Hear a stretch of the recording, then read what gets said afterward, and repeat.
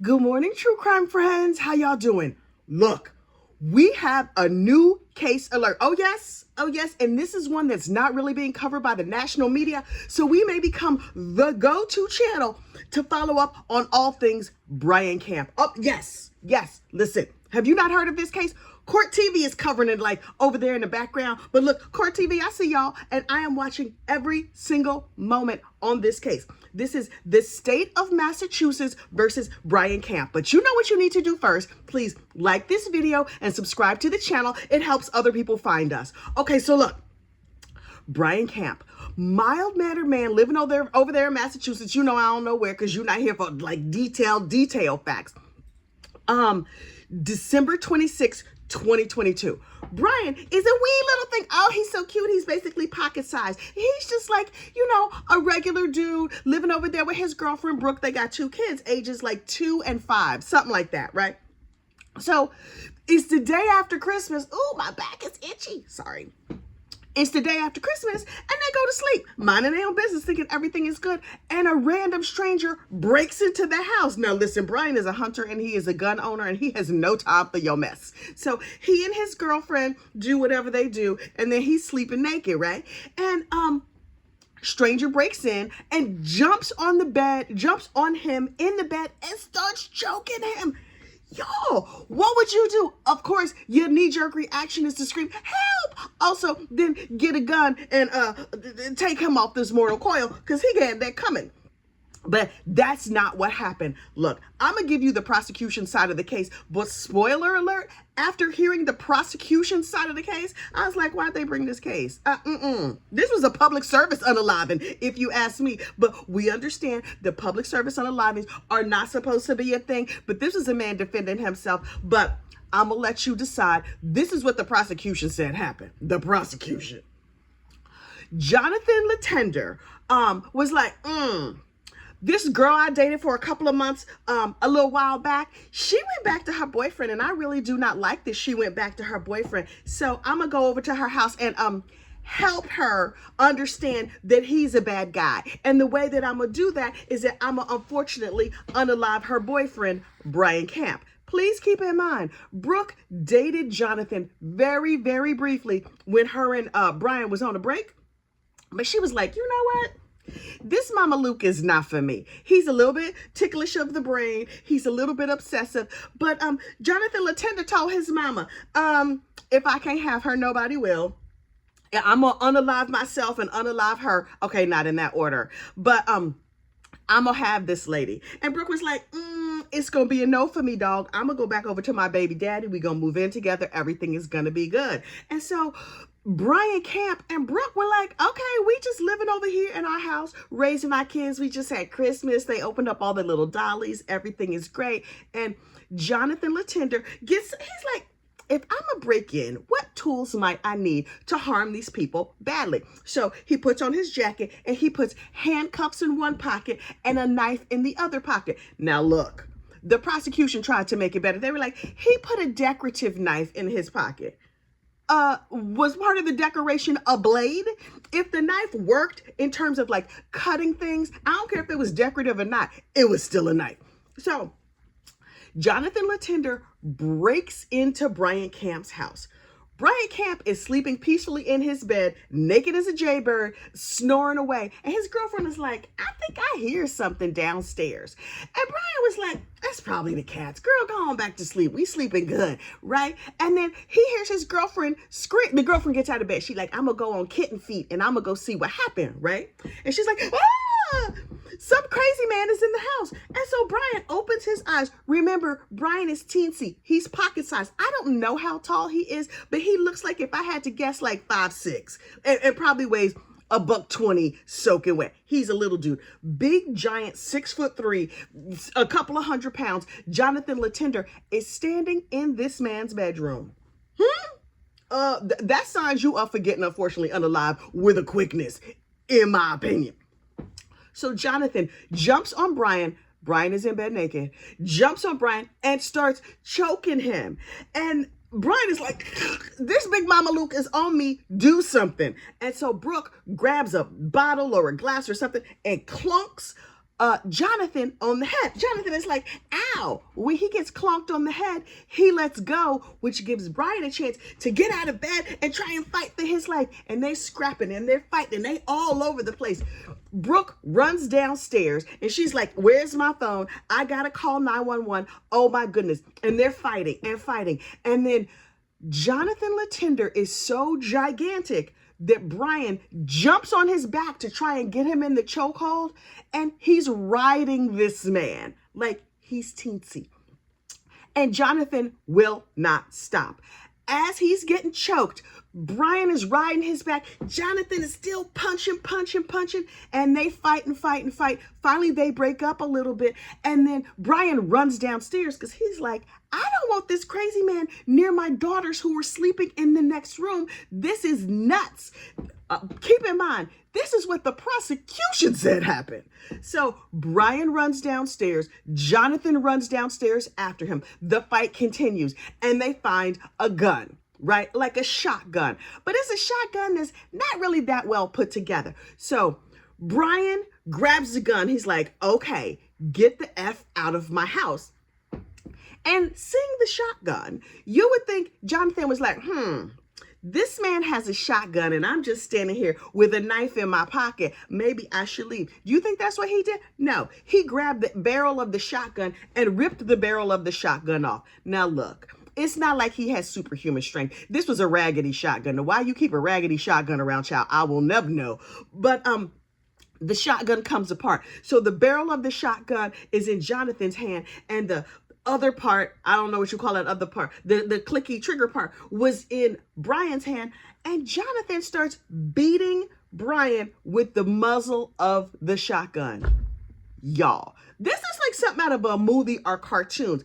Brooke is on the phone with 911 and she's like, listen, my boyfriend is naked. It's a fight. You got to get over here. This mess is crazy. And then they go through several more weapons with picking up, there was a musket loader. Do regular humans keep musket loaders? It's something related to hunting. I thought I only used muskets in like World War II reenactments or something. Not even World War II. The Revolutionary War reenactments. Anyway, Jonathan picks up a musket loader and is like, okay, I'm going to take this musket loader and I'm going to unfortunately unalive Brian now.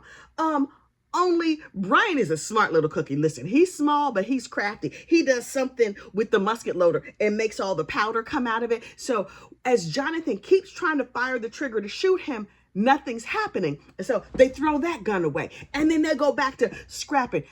Both men are covered in blood. The fight is crazy. They go on.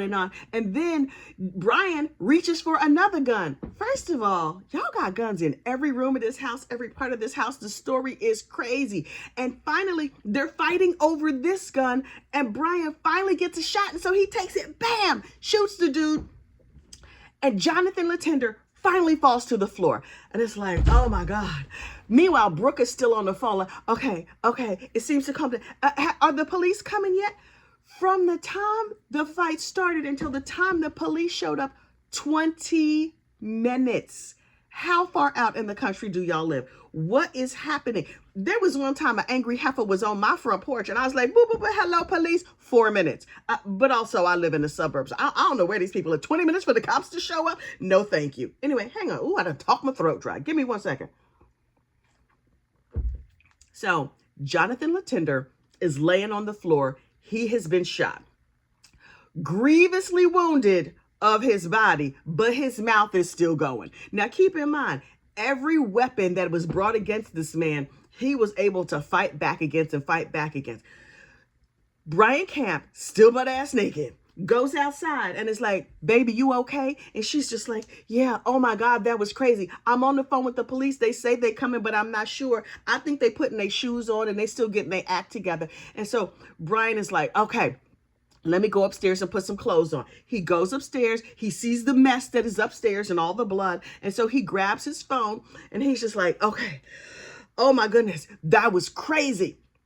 He grabs his phone, he puts on some clothes, and he starts taking pictures of the damage. He calls his boss or texts his boss. I don't know what that call to the boss was about. He's probably like, listen, I can't come in tonight. I can't come in tomorrow because a whole bunch of craziness has happened around here. But I really want to be a responsible employee. I don't know why he called the boss. Anyway, he takes his cell phone and he's like, blood on the wall, blood on the floor, blood, blood, blood. He's taking pictures of things. And then in the course of taking pictures, he takes a picture of the grievously wounded Jonathan Latender, who is still laying on the floor. But something tells me Jonathan Latender was still running his mouth, because a man who has fought through all these weapons is not going to be like, I'm just going to lay here and surrender. Okay, dude, you got me. I'm down. No, it is unclear and unknown at this point what Jonathan Latender said or did while laying on the floor, but he was still able to talk and he was still able to move. And Brian Camp is like, look, what I'm not going to do is this, boom, shoots him one more time just to make sure that he's not going to, that Jonathan is not going to harm the family.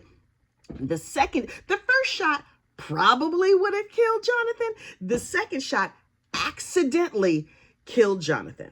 What the prosecution is saying is that first shot, boom, it went through his side, through his liver, his stomach, his intestine, his lung. Child went through everything, apparently. It's a hollow tip bullet. I don't know what that means, but I know the tip was hollow. It went through him. Wait, I think the hollow tips, aren't those the ones that peel back so they do maximum damage? It did a whole bunch of damage. And dude is bleeding out there on the floor. But you know what he's not doing? Shutting up. Listen, he failed all his shut up classes. I know a little something about that failure to shut up life. Anyway, he's still talking. He's still talking. And Brian is like, okay, now you done beat me up in my own house. You done messed up my house. You done beat me with my own weapons. Tried to unfortunately unalive me. I done had enough. Sometimes you have just had enough. The prosecution says that first shot was good. Had it just been this first shot, everything would have been fine. What the state of Massachusetts is saying is that the second shot was manslaughter, because Brian had time to stop, think about it, get dressed, call his boss, take pictures, do whatever. And so they're like, so we are bringing the charge of manslaughter against Brian Camp. And to that I say, what? Half a what? The state of Massachusetts, where do y'all get the Normally, after the prosecution has made their case, I'm like, okay, I see why they brought this case. Let's see what excuses the defense is going to have. But in this case, I'm looking at the prosecution like, y'all got to be out of your minds. I'm already team defense, and they have not opened their mouth and said anything. Also, it is the day after Christmas. You're supposed to be being merry and bright, not breaking into other people's house. So I was like, this defense attorney could pretty much get up and say anything, and I'm going to be Team Brian. So the defense attorney gets up. Number one, Lord Jesus, this man talks slow. But anyway, his opening statement, he was like, look, Brian and Brooke were a happy couple living in their house, celebrating Christmas with their little girls. At one point, they had been on again, off again. And at one point, they broke up for 3 or 4 months. During that 3 or 4 months, Brooke dated this Jonathan dude, but just for a little minute of time. And then she was like, not this Mama Luke. I have terrible taste in men. I'm going back to my boyfriend. And so she went back to her boyfriend, and they was living happily ever after over there playing happy families. Everything was good. When this crazy man was like, you know what I'm going to do? I'm going to break in the house. Brian Camp had no idea who Jonathan was. He did not know that Jonathan had a relationship to Brooke. He did not know that Jonathan even knew Brooke. As far as he's concerned, a random stranger has broken into his house the day after Christmas and started causing all kinds of mayhem and madness. And I was just like, okay, that seems reasonable to me. And then the defense attorney, I was like, Mr. Defense Attorney, you don't even have to say nothing else as far as I'm concerned. I was with you as soon as the prosecution started talking. But anyway, he was like, so Brian was just defending his home and family. And also, did you peep the size of my client? Did you peep the size of the dearly departed? Well, The Departed, that dude was gigantic. He's so big that Brian Camp was riding on his back trying to choke him out. They went through 2 or 3 different weapons. It's like something out of a movie, and this dude kept coming. And the state is saying like, well, the first shot was good, but the second shot, he should have waited. Waited for what? This man is in here with weapons and everything in the house. Brian was defending his family, in my opinion. So I was like, okay. defense, honestly, you can say less. But I understand that you feel like you have to defend your client. A stranger breaks in, he doing all kinds of mayhem. This man's defending his family. There's nothing more to say. So then they take Brian down to the police station the next morning because first he got to go to the hospital. Everybody got to go to the hospital. Brian's hand is broken from this fight. He's all jacked up. In the police video of him being interviewed, he looks like it looks like he's been in a fight or been hunting or something. His face is covered in blood. He got a big old cast on his hand. His hand is broken. And they were like, did you know this dude? He was like, no. I was naked as a jaybird, and this dude broke into my house and started causing mayhem. And they were like, does Brooke know anybody with this name? Oh, sorry, my pad of paper got in the way. Does Brooke know anybody with this name? And he's like, no, I don't think my girl even knows this dude. We never met him in our lives. And the cops were like, okay. Now, Brian said one thing that the police are using against him. Although, if you know police, they tell you everything you say can be used against you. Brian is like, if I was wilding out like that, I would want somebody to put me down too. This is crazy. Now, the police are saying, in his interview, he said he would want somebody to put him down too. And look, clearly, I am not the law. I'm not in charge of the law. But in my opinion, this was a public service unaliving. So I'm like, okay, they've had opening statements and 1 day of trial and testimony. The case rolls on today. But I'm just like, That Brian Camp retreated over and over and over again. And Jonathan kept coming, kept instigating. What Jonathan was saying, in my opinion, was, please, unfortunately, unalive me. Do you have bullets? Do you have knives? Do you have other weapons? Because I came with handcuffs to handcuff y'all up and do terrible things. I think Jonathan was saying, please and thank you, pop a cap straight in my ass. Because that's what he was asking for. And listen, if you order up BS, you can't be surprised when BS gets served. And this boy got served a giant heaping helping of BS by way of a bullet. Well, 2 bullets up in his body. Now, look, the gunshots were recorded on the 911 call. And so during the first part of the 911 call, the 20-minute 911 call, you hear Brooke screaming and, oh my God, it's crazy. Okay, now things have calmed down. Oh no, they flared up again. Oh no, they calmed down again. And then finally, the police show up. The EMS shows up to help everybody out. Get out of here with this mess. So look, I'm keeping an eye on Brian Camp but I'm about to make a t-shirt, Team Brian, Free Brian Camp. In this, listen, if you are Jonathan LaFleur or one of his supporters or one of his family, I would love to hear your point of view. Love it, love it, love it, love it. A man breaks into my house with some weapons. It's not going to go good. I'm just letting you know right now. It's not going to go good. But this day one of Brian Camp, state of Massachusetts, and the unrighteous prosecution of poor little Mr. Brian Camp, little pocket-sized Brian Camp. I wish y'all would. Okay, so look, we're going to stay on this case. We're going to see what happens, and I will talk to you later. Bye.